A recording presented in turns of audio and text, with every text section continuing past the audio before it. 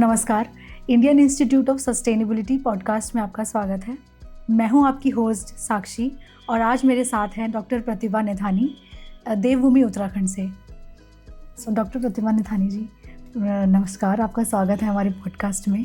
Please अपने बारे में कुछ बताइए हमारी ऑडियंस को। हाँ जी, नमस्कार मैम।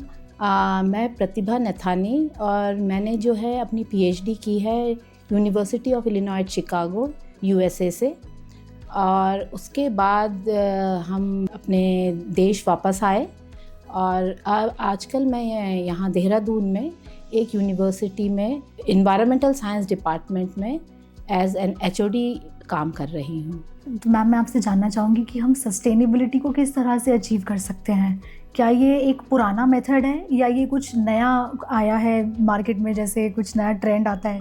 क्या ये उस तरीके की कोई चीज़ है या फिर ये कुछ पुरानी चीज़ है जिसको हम और आगे लेके जाना चाहेंगे? जब हम वेस्टर्न कंट्रीज़ के संपर्क में आए तो हमको लगा कि उनका हमसे अच्छे हैं, वो आगे डेवलप्ड हैं, तो जो वो कर रहे हैं, whatever they are doing, that is better than what we are doing, and then we have move towards them.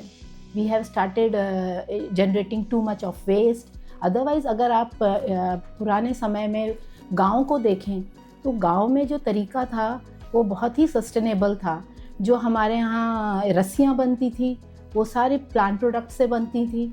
हमारे यहाँ जैसे शादियाँ होती थी तो उसमें लोग या तो थालियाँ अपने घरों से लेके आते थे या फिर वो पत्तलों में खाना दिया जाता था, जो कि खाने के बाद वो फिर डिस्पोज हो जाती थी और वो सॉइल के लिए एक फर्टिलाइज़र की तरह काम भी करती थी। सिमिलरली हमारे यहाँ जैसे कपड़ों की भी रिसाइकलिंग बहुत समय से चली आ रही है। जो बड़ा बच्चा होता था उसके कपड़े जो है छोटा बच्चा पहनता था। तो इस तरह से हम जो कार्बन का उत्सर्जन जो है वो हम पहले से ही करते आए हैं कम। बट अब मैं वही जो बोल रही हूँ, तो अब क्योंकि दुनिया को इसके बारे में पता चला और अब हम दोबारा से हम अपने पुराने तरीके हमको ढूंढने चाहिए और उसके थ्रू मुझे लगता है हम काफ़ी कुछ कार्बन उत्सर्जन को कम कर सकते हैं और सस्टेनेबिलिटी को बढ़ा सकते हैं। एज वेल एज जो हम लोग जैसे कोई भी चीज़ रिसाइकल कर रहे हैं और हमको वेस्टेज को घटाना चाहिए, जैसे सॉलिड वेस्ट है इसको घटाना चाहिए। उसके लिए हमें ऑर्गेनिक जो वेस्ट होता है, जैसे हमारे किचन का वेस्ट है, इनको हमको अलग करना चाहिए।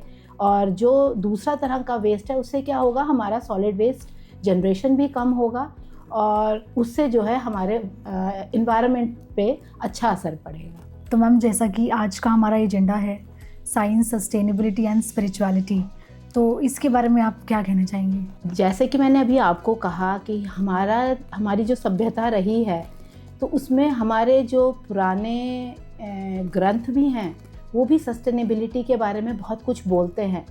तो वो तो हम उसको स्पिरिचुअलिटी से जोड़ सकते हैं, है ना। तो साइंस और स्पिरिचुअलिटी एक तरह से सस्टेनेबिलिटी में हेल्प कर रहे हैं।